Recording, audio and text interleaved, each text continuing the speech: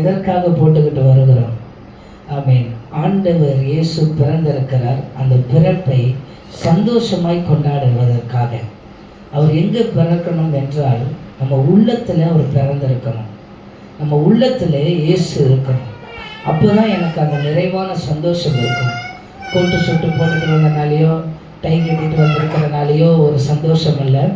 இயேசு எனக்குள்ளே இருந்தால்தான் என்னால் இந்த சந்தோஷத்தை நான் அனுபவிக்க முடியும். இந்த உலகத்தில் இருக்கிற சந்தோஷத்தெல்லாம் பார்க்குறோம், இதெல்லாம் அழிந்து போகிறது. ஆனால் இயேசு நம்ம உள்ளத்தில் பிறந்திருக்கிறது தான், இயேசுவை ஏற்றுக்கொள்கிறது தான் உலகத்தில் நமக்கு கிடைத்த ஒரு மிகப்பெரிய பாக்கியம் என்று சொல்லப்பட்டிருக்கிறது. வருஷத்துக்கு 200 பில்லியனா கணக்கு போட முடியுமா? 200 பில்லியன் ஜனங்கள் இந்த உலகத்தில் இந்த கிறிஸ்மஸை கொண்டாடி கொண்டு இருக்கிறார்கள். எத்தனை பேர்? 200 பில்லியன். அப்படின்னா நம்மளுடைய இந்திய கணக்கு மதிப்பின்படி 200 கோடிக்கும் அதிகமான ஜனங்கள் இந்த கிறிஸ்மஸை கொண்டாடுகிறாங்க. உலகம் முழுவதும் இந்த கிறிஸ்மஸ் கொண்டாடப்படுகிறது. 163 நாடுக்கு மேலான நாட்டில் இந்த கிறிஸ்மஸ் ரொம்ப ஆடம்பரமாய் கொண்டாடப்படுகிறது. அதில் அமெரிக்காவில் ரொம்ப விசேஷித்த விதமாக இந்த கிறிஸ்மஸை கொண்டாடுவாங்க. பாருங்கள், இந்த உலகம் முழுவதும் இந்த கிறிஸ்மஸை கொண்டாடினாலும் இயேசு உள்ளத்தில் இல்லாத விட்டால் அது பயனற்றது இதாக இருக்கும். இந்த புஸ்வானம் மாதிரி எரியும் போது ஜிகு ஜிகு ஜிகு ஜிகுன்னு புஸ்வானம் எரியும். அது எரிஞ்சு மேலே போயிட்டு கீழே வரும்போது அணைஞ்சு போன மாதிரி. அப்போ பண்டிகை எப்படி இருக்குன்னா, அந்த பண்டிகை நாள் அதுவுமா ஜிகு ஜிகுன்னு எரியும், பண்டிகை முடிஞ்சவொன்னு புஷ்ஷுன்னு போயிடும். ஆனால் இப்படிப்பட்ட பண்டிகை இந்த கிறிஸ்துவின் பண்டிகை அல்ல. இயேசுவினுடைய பண்டிகை இப்படிப்பட்ட பண்டிகை அல்ல. இந்த பிறப்பின் பண்டிகை நமக்கு மிகுந்த சந்தோஷத்தை கொடுக்கும். இது புஷ்வானம் மாதிரி அணைஞ்சு போகாது. வாழ்க்கை முழுவதும் எவ்வளோ தூரம் இயேசுவோடு கூட நீங்கள் போகிறீங்களோ, உதாரணமாக சரவெடியை சொல்லலாம். 100 மீட்டர் இருக்குது, 1000 மீட்டர் இருக்குது, 2000 மீட்டர் இருக்குது. நீங்கள் எவ்வளோ தூரம் இந்த மீட்டரை இயேசுவை கொண்டு போகிறீங்களோ அவ்வளோ தூரம் இயேசு உங்கள் வாழ்க்கையில் அற்புதம் அடையாளத்தோடு படன்னு உங்கள் வாழ்க்கையை வெடித்து மிகுந்த சந்தோஷத்தின் சமாதானத்தையும் நீங்கள் பெற்றுக்கொள்ள இயேசு இன்றைக்கு இந்த சபையிலே உங்களோடு கூட பேசி கொண்டு இருக்கிறார். ஆமென். நேற்றைய தினத்தில் இந்த துணியெல்லாம் நான் எடுத்து வைக்கிறேன். அப்போ எனக்கு சந்தோஷம் இல்லை. ஆனால் ஆண்டவர் இடத்துல போய், இயேசுவின் இடத்துல போய் பாடி துதித்து ஜெபித்துட்டு வரும்போது தான் என் உள்ளத்தில் உண்மையான ஒரு சந்தோஷம் பிறக்கிறது. அந்த சந்தோஷத்தை நீங்கள் அனுபவிக்க வேண்டும். மேலை நாட்டிலெல்லாம் கொண்டாடுகிறான், ஆனால் எல்லா பாவமும் அவன் செய்வான், எல்லா தவறும் செய்வான், எல்லா விதமான காரியங்களும் செய்கிறான், எல்லா விதமான தவறான காரியத்தையும் செய்வான். ஆனால் கிறிஸ்மஸ் பண்டிகையும் கொண்டாடுகிறான். ஆனால் நம்ம அப்படிப்பட்டவர்களாக இல்லை. இயேசு எப்பொழுதும் நமக்கு பிறந்திருக்கிறார். ஆமென். நீங்கள் நினச்ச நேரம்லாம் உங்களுக்கு கிறிஸ்மஸ் தான். எப்போல்லாம் இயேசு என் உள்ளத்தில் பிறக்கிறாருன்னு நினைக்கிறீங்களோ அப்போல்லாம் நமக்கு கிறிஸ்மஸ் தான். ஆண்டவர் அப்படி இந்த கிறிஸ்மஸ் நாளிலே உங்களை சந்தோஷமாய் நடத்துவார். இந்த ஆண்டில் ஆண்டவர் உங்களை ரொம்ப சந்தோஷமாய் நடத்துவார். இதுதான் கர்த்தர் இன்றைக்கு உங்களோடு கூட சொல்லுகிற காரியம். மிகுந்த சந்தோஷம், உலகம் தரக்கூடாத ஒரு சந்தோஷத்தை. ஆமென். ஒரு சினிமா பாடலையோ வெளியில் இருக்கிற பாடல்களையோ நீங்கள் கேட்கும்போது அந்த பாடல் ஒரு 6 நிமிஷம் 3 நிமிஷம் பாடல் தான். அது உங்களுக்கு அவ்வளோ பெரிய சந்தோஷத்தை, பாட்டு முடிஞ்சால் உங்களுக்கு அவ்வளோதான், முடிஞ்சு போயிடும். ஆனால் இயேசுவினுடைய பிறப்பின் சந்தோஷம், அவருடைய பிறப்பின் பாடல்கள், ஆண்டவரை உயர்த்தி பாடுகிற பாடல்கள் எப்பொழுதும் உங்களுக்கு மகிமையாக தான் இருக்கும். உங்கள் வாழ்க்கையை ஒரு மாற்றத்துக்கு நேராய் ஆண்டவராகிய இயேசு கிறிஸ்து நமக்கு கொண்டு வருவாராக. ஆமென். இயேசுவின் பிறப்பை ஏன் நம்ம கொண்டாடுகிறோம்? இயேசு ஏன் இந்த உலகத்தில் பிறந்திருக்கிறார்? எல்லா வருடமும் எல்லா சபையிலும் இது கொண்டாடப்பட்டு கொண்டிருக்கிறது. எத்தனை சபைக்கு வராதவங்க கூட இந்த கிறிஸ்மஸ் அதுவுமா சபையில் பார்த்தீங்கன்னா நல்ல சந்தோஷமாக வந்து உட்கார்ந்துருப்பாங்க. ஏன்? இயேசுவின் பிறப்பை இப்படி கொண்டாடுகிறதுக்கு காரணம் என்ன? ஆமென். இயேசுவின் பிறப்பை மாம்சத்தின்படி கொண்டாடாதபடி நீங்கள் இருதயத்தில் யோசித்து பார்த்தால் ஆண்டவர் உங்களோடு கூட பேசுவாராக. மத்தேயு எழுதின சுவிசேஷம் 1வது அதிகாரம் 21வது வசனத்தை நாம் வாசிப்போம். மத்தேயு எழுதின சுவிசேஷத்தில் அந்த போடப்பட்டிருக்கிறது. இந்த இயேசுவினுடைய பிறப்பை நாம் ஏன் கொண்டாடி கொண்டிருக்கிறோம்? ஏன் இதை நம்ம இவ்வளோ சந்தோஷமாக கொண்டாடுகிறோம் அப்படின்னா, என்னுடைய அனுபவத்தில் இருந்து கேட்டிங்கன்னா 1:21 என்னுடைய அனுபவத்தில் இருந்து இதை பார்க்க வேண்டும் என்றால் ஆண்டவர் என்னை ரட்சித்திருக்கிறார். இயேசு கிறிஸ்து பாவத்திலிருந்து என்னை ரட்சித்திருக்கிறார். இன்றைக்கு நான் ஆண்டவரை ஏற்றுக்கொள்ளவில்லை என்றால் நானும் என்ன செய்திருப்பேன் என்றால், இந்த மாதிரி சர்ச்சுக்கு ஓரமாக போய் ஒரு மூலையில் உட்காந்துக்கிட்டு பாடுகிற பாடல்களை சும்மா வாயை தொடர்ந்து பார்த்துக்கிட்டு இப்படி என் நாட்கள் கழிந்து போயிருக்கும். ஆனால் ஆண்டவர் என்னை ரட்சித்ததுனால நான் ரொம்ப சந்தோஷமாக இருக்கிறேன். ஆமேன். ரொம்ப மிகுந்த உலகம் தரக்கூடாத ஒரு சந்தோஷத்தை நான் பெற்றிருக்கிறேன். ஆமேன். அந்த ரட்சிப்பு என்னை பாவத்திலிருந்து விடுதலை ஆக்கி இருக்கிறது. என் பாவத்தை இந்த இயேசு எனக்கு மன்னித்திருக்கிறார். அதுதான் இந்த பிறப்பினுடைய மிகப்பெரிய ஒரு நல்ல செய்தி, நற்செய்தி. என்னன்னா, இயேசு நான் என்னுடைய பாவத்தை எல்லாம் மன்னித்திருக்கிறார். இன்றைக்கு என்னுடைய பாவத்தை என் கூட இருக்கிற நண்பர் கூட மன்னிக்க முடியாது, பெற்றோர்கள் மன்னிக்க முடியாது, யாரும் நமக்கு அது மன்னிக்க முடியாது. சில பேர் பாவங்களை மன்னிக்கிறதுக்காக எங்கெல்லாம் போகிறத பார்க்கிறோம். காசிக்கு போகிறாங்க, ராமேஸ்வரம் போகிறாங்க, இப்படி பல இடத்துக்கு போய் என் பாவத்தை கழுவுனா ஒரு புண்ணியம் கிடைக்குமே நினைக்கிறாங்க. அந்த புண்ணியங்கள் கிடைக்கிற இடம் நீங்கள் தேடி போக வேண்டாம். அவர் உங்களை இந்த காலை வேளையிலே இயேசு உங்கள் இருதயத்தின் அண்டையிலே வந்து நிற்கிறார். இந்த நாளை நீ என்னை கொண்டாடுகிற மகளே, இன்னைக்கு நீ என்னை கொண்டாடுகிறல்ல மகனே, சிறு பிள்ளைகளே, நீ என்னை கொண்டாடுவதற்காக வந்திருக்கிறல, இதோ வாசல் படியிலே நின்று கதவை தட்டுகிறேன், ஒருவன் என்ன செய்கிறான், கதவை திறப்ப நான் அவனுக்குள்ள பிரவேசிப்பேன் என்று இன்றைக்கு இயேசு கிறிஸ்து உங்கள் இருதயத்தின் பக்கத்திலே நிற்கிறார். நீங்கள் இருதயத்தை திறந்தீர்கள் என்றால் கர்த்தர் உங்களோடு கூட ஆமென் இந்த வேளையிலே பேசுவாராக. ஒரு விஷயம் ஜெபம் பண்ணுவோம். ஆண்டவரே, நீர் எங்களோடு கூட இந்த நல்ல நாளிலே பேசும்படியாய் எங்கள் இருதய தண்டையிலே இயேசு வந்து நிற்கிறதை பார்க்க முடிகிறது. கடின இருதயங்கள் மாறி வார்த்தைகள் உள்ளே பிரவேசித்து எங்கள் வாழ்க்கையிலே உம்மோடு கூட வாழ ஒரு ஐக்கியத்தை கர்த்தர் இந்த காலை வேளையிலே எங்களுக்கு கர்த்தர் தரும்படியாய் ஜெபிக்கிறோம். ஆமேன், ஆமேன். அந்த வசனத்தை வாசிப்போம். மத்தேயு எழுதின சுவிசேஷம் 1வது அதிகாரம், ஆமென், 21வது வசனம். அவள் ஒரு குமாரனை பெறுவாள், அவருக்கு இயேசு என்று பெயரிடுவாயாக, ஏனெனில் அவர் தமது ஜனங்களின் பாவங்களை நீக்கி அவர்களை ரட்சிப்பார்.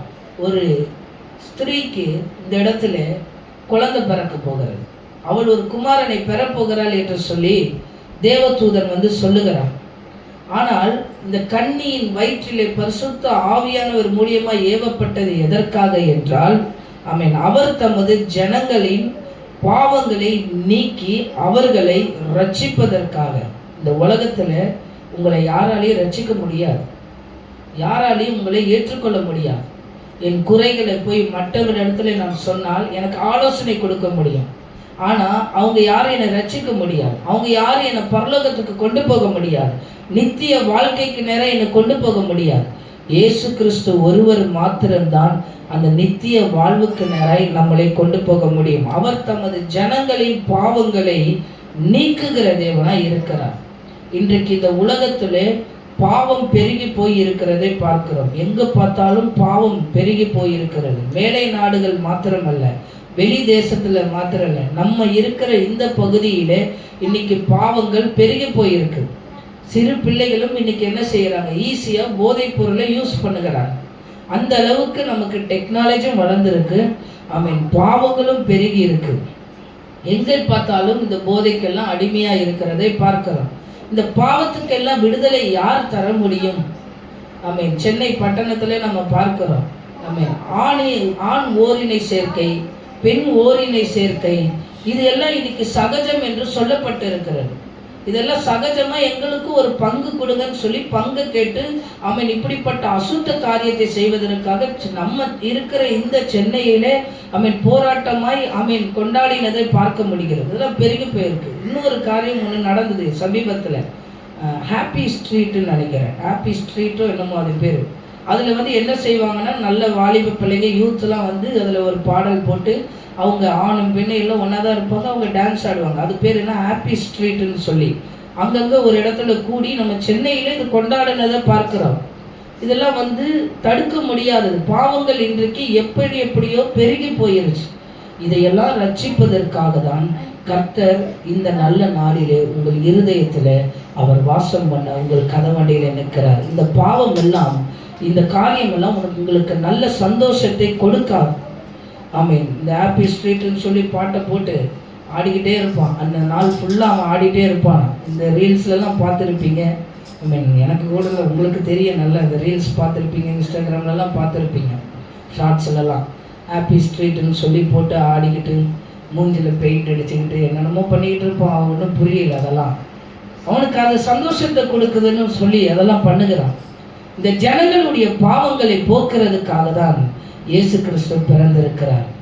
இந்த சத்தியம் இந்த ஜனங்களுக்குள்ளே தெரியாமல் இருக்கிறதை பார்க்கிறோம்.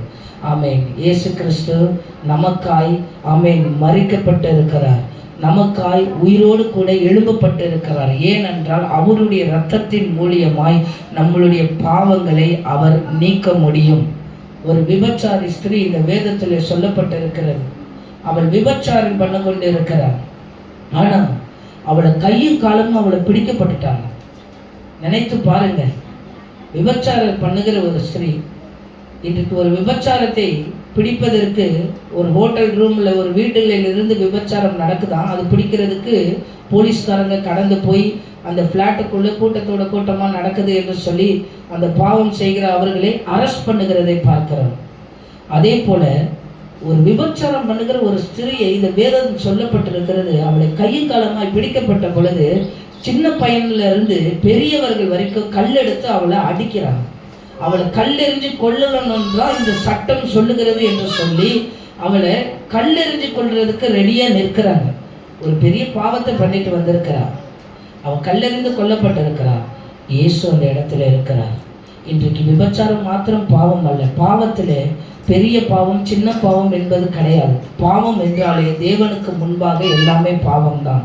அப்படிப்பட்ட பாவத்தில் இருந்த இன்றைக்கு நாம் யாராவது நம்மளுடைய அந்தரங்கத்திலே யாரும் பார்க்காத இடத்துல நாம் செய்த தவறுகள் இவை எல்லாம் யாரும் மன்னிக்க முடியும் என்றால் இயேசு அந்த விபச்சாரி ஸ்திரீயின் இடத்துல இருந்தது போல இன்றைக்கு இயேசு நம்மளிடத்துல இருக்கிறார். எதற்காக? உங்களை குற்றப்படுத்த, உங்களை நியாயப்படுத்துவதற்காக அல்ல, உங்களை மன்னிப்பதற்காக. என் பாவத்தை எல்லாம் யாரும் மன்னிக்க முடியும்? நான் யாருக்கும் தெரியாம செய்த தவிர யார் எனக்கு மன்னிக்க முடியும் என்றால் இயேசு கிறிஸ்துவை தவிர வேறு யாரும் இந்த உலகத்துல உங்களை யாரும் மன்னிக்க முடியாது. அவரிடத்துல உங்களை ஒப்புக்கொடுங்கள். அந்த விபச்சார ஸ்திரீ இருக்கிற கல்லெரிச்சு சுற்றி நிற்கிறான். ஆண்டவர் அவங்கள பார்த்து இயேசு கேட்கிறார், உங்களிலே ஒருத்தன் பாவம் இல்லாதவன் இருந்தா அவளை கல்லெறிந்து கொள்ளுங்க, இல்லைன்னா கல்லை கீழே போட்டு போங்கன்னு சொல்லும் போது ஒரு சின்ன பிள்ளை கூட அந்த விபச்சாரி ஸ்திரீயின் மேல ஒரு கல்லையும் அவங்களால எரிய முடியல. நினைச்சு பாருங்க. இப்போ என்னையே நான் உதாரணமாய் சொல்லுகிறேன், வேற யாரையும் சொல்ல முடியாது. நான் ஒரு விபச்சார பாவத்தில் இருந்துட்டேன். இந்த பகுதி முழுவதாக தெரிஞ்சிருச்சு. நினைச்சு பாருங்க, என்னை என்ன செய்வாங்க?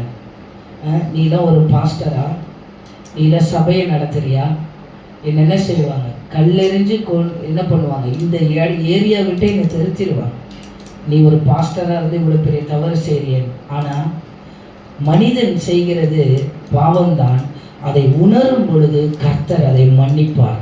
ஆண்டவர் அதை மன்னிக்கிறவராயிருப்பார். அந்த பாவத்தை மன்னிப்பதற்காக முழு உலகத்துக்கும் ஆண்டவர் ரட்சிப்பை கொண்டு வருவதற்காக இயேசு கிறிஸ்து என்ன செய்திருக்கிறார் என்றால் உங்கள் பாவங்களை மன்னிப்பதற்காக தான் அவர் பிறந்திருக்கிறார்.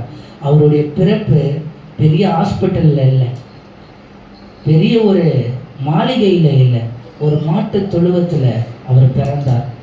அவருக்கு இடமே தரலை. இயேசு கிறிஸ்து அந்த மரியலுடைய வயிற்றில் இருக்கும்போது யோசேப்பு ஒவ்வொரு வீடாக போய் கேட்குறான். மனைவி பிரசவ வலியோட வேதனைப்படுகிறார், கொஞ்சம் இடம் தரீங்களா? முடியாது. ஒரு கல்யாண மண்டபத்தில் போய் இடம் கேட்குறான். என் மனைவி கர்ப்பமாக இருக்கிறா, பிரசவ வேதப்படுறா, அவ இந்த மாதிரி ஒதுங்கிறதுக்கு இடம் தரீங்களான்னு சொல்லி முடியாது என்று சொல்லுகிறாங்க.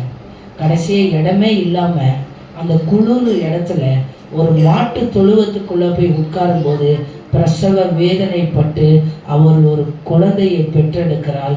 அவள் தான் இயேசு. ஒரு முழு உலகத்துக்கே ரட்சிப்பை கொண்டு வர இன்றைக்கு நானும் இந்த இடத்துல நிற்பதற்கு என்னை போல எத்தனை ஊழியக்காரர்களோ ஜனங்களோ நீங்களோ எல்லாரையும் ரட்சிப்பதற்கு இயேசு ஒரு பெரிய இடத்துல பிறக்கப்படலை. அவன் சாதாரண ஒரு இடத்துல தான் இன்றைக்கு அவர் பிறந்தார். அந்த பிறப்பு இன்றைக்கு உங்களுக்கு ஒரு நற்செய்தியாய் மிகுந்த சந்தோஷத்தை உங்களுக்கு உண்டு பண்ணும். அந்த பிறப்பை பிறந்தவுடன் ஆமேன் எத்தனை பேரோ அவரை பார்க்க வந்தாங்க. ஆமேன் வந்தவர்கள் எல்லாம் அவரை வாழ்த்தி பரிசுகளை அவருக்கு கொடுத்து அவரை என்ன சொன்னார்கள், இதோ உலகத்தை சுமந்து தீர்க்கிற ஆட்டுக்குட்டி இவர்தான், உலகத்தின் பாவங்களை சுமந்து தீர்க்கிற ஆட்டுக்குட்டி இவர்தான். ஆமேன் நினைச்சு பாருங்க. ஆமேன் நம்ம ஒரு தவறு செய்தால் நம்ம மனைவியே நம்மளை என்ன செய்வாங்கன்னா எதிர்ப்பாங்க. எனக்கு தெரியாம நீ எப்படி இதை பண்ணலாம்? பொண்டாட்டி சும்மா இருப்பாளா? பொண்டாட்டிக்கு தெரியாம கணவன் போய் ஒரு காரியத்தை பண்ணிட்டு வந்துட்டானா சும்மா இருந்துருவாளா? ஒரு ஃபோன் பண்ணனாலே ஏன் லேட்டுன்னு சொல்லி மனைவிக்காரை கேட்கறத பார்க்குறோம். சும்மா இருந்துருவாளா? அப்போ எவ்வளோ ஒரு கண்டிப்பாக அந்த மனைவி அவங்கள மனைவியிடத்துல மறைவாக எதுவும் செய்ய முடியாதபடி கர்த்தர் ஏற்றுத்துணை கொடுத்து வைத்திருக்கிறது போல இன்றைக்கு தவறுகளை அவன் ஆண்டவர் சுட்டி காட்டி கேள்வி கேட்கிறவர் அல்ல. நீங்கள் மனம் திரும்புங்கள், பரலோக ராஜ்யம் உங்களுக்காய் சமீபமாய் இருக்கிறது. நீங்கள் நினைக்காதீங்க இதுதான் என் வீடு, நான் இங்கே தான் இருக்கிறேன். உங்களுக்காக நீங்கள் இயேசுவை ஏற்றுக்கொள்ளும் பொழுது பரலோகத்திலே உங்களுக்கு நித்தியமான வாழ்க்கையை ஆண்டவர் வைத்திருக்கிறார். அதனை நீங்கள் விசுவாசிக்கும் போது மரணமானாலும் ஜீவனானாலும் ஆண்டவராக இயேசு கிறிஸ்துவினிடத்திலே மனம் திரும்பும் போது கர்த்தர் உங்களை நிச்சயமாய் ஏற்றுக்கொள்ளுகிறவராய் இருப்பார். ஆமென். அவருக்கு பெயர் தான் இம்மானுவேல் என்று சொல்லி பெயர். இம்மானுவேல் என்றால் தேவன் நம்மோடு இருக்கிறார் என்று அர்த்தமாம் என்று வேத வசனம் சொல்லப்பட்டிருக்கிறது. இந்த இம்மானுவேல் இன்றைக்கு உங்களோடு கூட இருக்கிறார், உங்கள் இருதயத்தின் அண்டையிலே நிற்கிறார். இந்த இயேசுவை நீங்கள் ஏற்றுக்கொண்டு பாருங்கள். முழு உலகத்துக்கும் அவர் பாவ மன்னிப்பை கொடுப்பதற்காக அவர் சரியாய் இருக்கிறார். ஆமென். ஆண்டவர் என்னுடைய பாவங்களை எல்லாம் மன்னிக்கவில்லை என்றால் இன்றைக்கு இந்த ஊழியத்தில் நான் இருக்க முடியாது.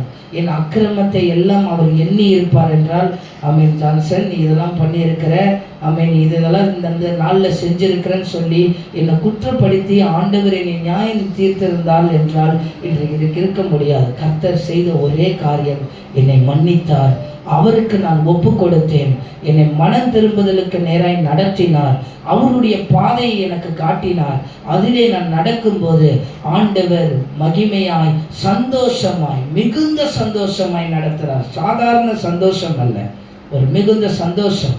அப்படிப்பட்ட ஒரு சந்தோஷம் இந்த உலகத்தில் யாராலையும் உங்களுக்கு கொடுக்க முடியாது.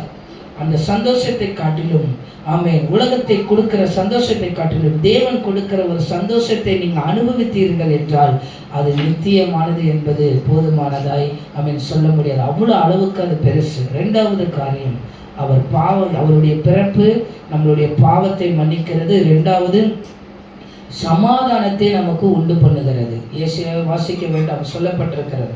சமாதானத்தை கர்த்தர் நமக்கு கொடுக்கிறார். ஆமென்.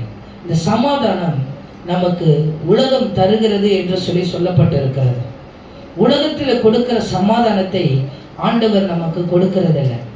ஒரு துக்க செய்தி என்றால் நம்ம இந்த துக்க செய்திக்கு நம்ம விசாரிக்கிறோம், எப்படி இருக்கிறீங்க, நல்லா இருக்கிறீங்களா, எதுவும் கவலைப்படாதீங்க அப்படின்னு சொல்லுகிறோம். அது வார்த்தையினால் உண்டானப்பட்ட ஒரு சமாதானம், அது சாதாரண சமாதானம் தான். ஆனால் ஒரு நிரந்தர சமாதானத்தை கர்த்தர் கொடுக்கிறார். யோவான் எழுதின சுவிசேஷம் 14வது அதிகாரம் 27வது வசனத்தை நீங்கள் வாசித்து பார்த்தீர்கள் என்றால் அதில் தெரியும். ஆமென். ஆண்டவர் கொடுக்கிற சமாதானம் எப்படிப்பட்டது என்று சொல்லி 14:27 வாசிங்க. ஆமென். இயேசு கிறிஸ்துவே சமாதானத்தை உங்களுக்கு வைத்து போகிறேன், என்னுடைய சமாதானத்தை உங்களுக்கு கொடுக்கிறேன், உலகம் கொடுக்கிற பிரகாரம் நான் உங்களுக்கு கொடுக்கிறதில்லை. இந்த உலகம் உங்களுக்கு சமாதானம் கொடுக்கிறது. எப்படி கொடுக்கிறது என்றால் இன்னைக்கு ஃபோன் நம்ம கையில் இருக்கு. எப்படி இந்த உலகம் நமக்கு சமாதானம் கொடுக்கிறது? இன்னைக்கு நீ கவலையோடு இருக்கிறியா, இந்த பாடலை கேளு. ஆமென்.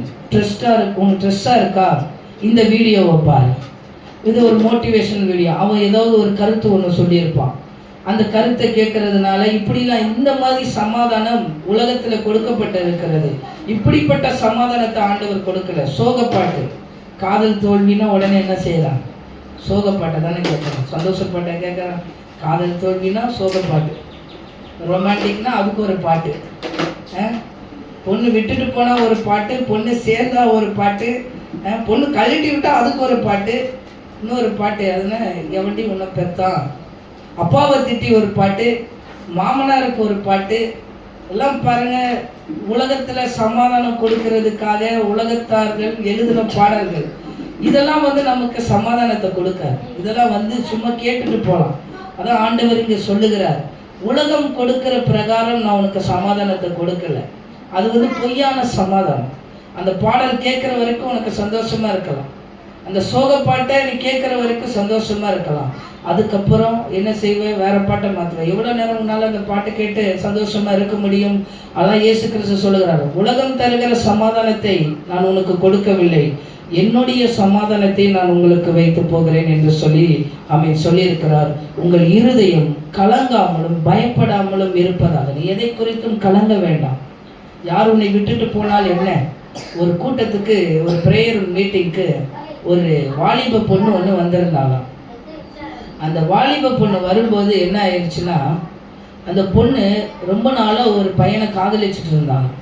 அவன் தான் உலகம்னு சொல்லி அந்த பொண்ணு நம்பி இருக்கும் பொழுது அந்த வாலிப கூட்டத்துக்கு அந்த பொண்ணு வந்திருந்தான்.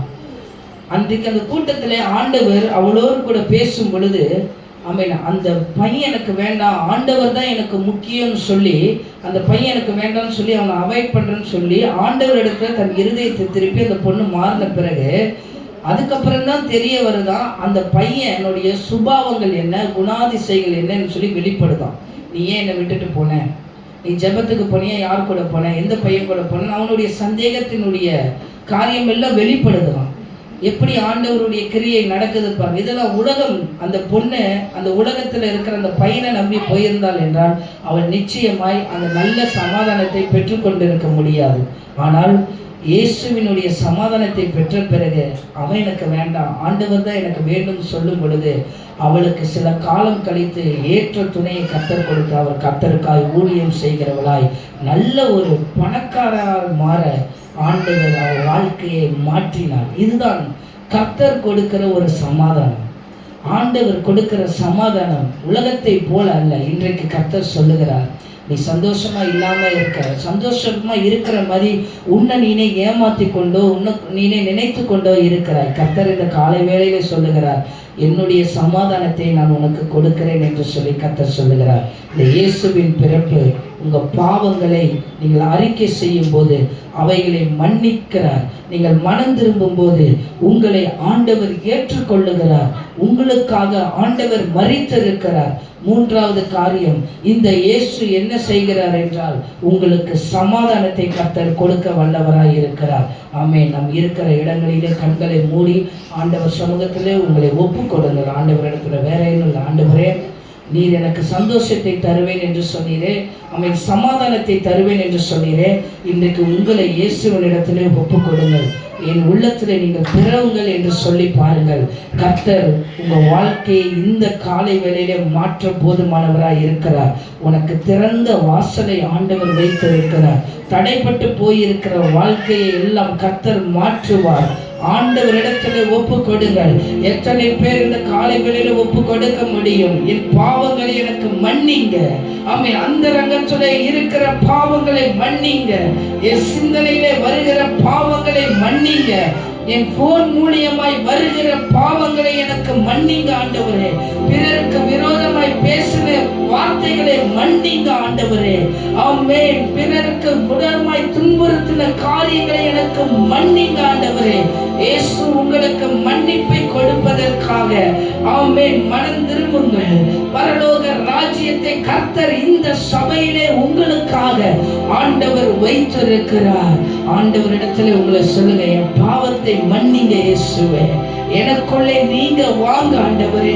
உம்முடைய பிறப்பு என் வாழ்க்கையில சந்தோஷத்தை கொடுக்கிறதா இருக்கிறது ஆண்டவரே. இந்த வந்திருக்கிற ஒவ்வொரு பிள்ளைகள் இடத்திலும் அது சந்தோஷத்தை கொடுக்கும்படியாய், ஆவியிலே பலன் கொடுக்கும்படியாய், ஒரு நம்பிக்கையை இவர்களுக்கு கொடுக்கும்படியாய் உம்முடைய கரத்திலே ஒப்பு கொடுக்கிறோம். ஆண்டவரிடத்துல சொல்லுங்க, ஆண்டவரே என் பாவங்களை எல்லாம் மன்னிக்கிறதுக்காக நன்றி ஆண்டவரே. ஆமென். வசனம் சொல்லப்பட்டு இருக்கிறது, அந்த பாவத்தை மன்னிப்பார் என்கிற விசுவாசம் உனக்குள்ளே, நம்பிக்கை உனக்குள்ளே இருந்தால் ஆண்டவர் உன் வாழ்க்கையை ஆமென் அபரிமிதமாய் ஆசீர்வதிப்பார். உன் பாவங்களை மன்னித்து உன்னை ஆண்டவர் ஜீவனுள்ள பாதைக்கு நேராய் கர்த்தர் உன்னை உயிர்த்தெழுதலாய் ஆண்டவர் நடத்த போதுமானவர். ஒப்பு கொடுத்து, ஆண்டவரே என் குற்றங்கள் மன்னிங்கப்பா, எவ்வளவு தவறுகளை நான் செய்திருக்கிறேன், உமக்கு விரோதமாய், பரலோகத்துக்கு விரோதமாய், என் குடும்பத்துக்கு விரோதமாய் நான் தெரியாத செய்கிற காரியங்கள் அநேகமாய் பெருகி இருக்கிறது என்றால் இன்றைக்கு என்னை மன்னிக்கும்படியாய், இந்த பிறப்பு என் வாழ்க்கையில ஒரு நற்செய்தியாய், நல்ல மிகுந்த சந்தோஷத்தை கொடுக்கும்படியாய், ஓ உம்முடைய அன்புக்காக நன்றி ஆண்டவரே. அவர் உண்மையில அன்பாய் இருக்கிற இயேசு சொல்லுகிறார், உன் இருதயத்துக்குள்ளே நான் பிரவேசித்துக் கொண்டிருக்கிறேன், உன் இருதயத்துக்குள்ளே நான் வாசம் பண்ணி கொண்டிருக்கிறேன். ஓ சகதரபா, ஒப்பு கொடுத்து ஆண்டவரே, இந்த உலகத்தின் சமாதானத்தினால் ஏமாந்து போய் இருக்கிறாய். கர்த்தர் சொல்லுகிறார், நான் உனக்கு சமாதானத்தை கொடுக்கிறேன், சபையிலிருந்து நான் உனக்கு சமாதானத்தை கொடுக்கிறேன், உனக்கு மிகுந்த சந்தோஷத்தை நான் கொடுக்கிறேன் என்று சொல்லி ஆண்டவர் இந்த காலை வேளையில சொல்லுகிறார். ஓ உமக்கு நன்றி ஆண்டவரே, நன்றி ஆண்டவரே. இந்த ஆத்துமா நஷ்டப்பட்டு போகாத அளவுக்கு உடைய கரத்துல என்னை ஒப்பு கொடுத்து ஆண்டவர் சமூகத்துல ஒப்பு கொடுத்து சொல்லுங்க, ஆத்துமா நஷ்டப்பட்டு போகாதபடி தேவன் பாதுகாத்துக் கொள்வீர்.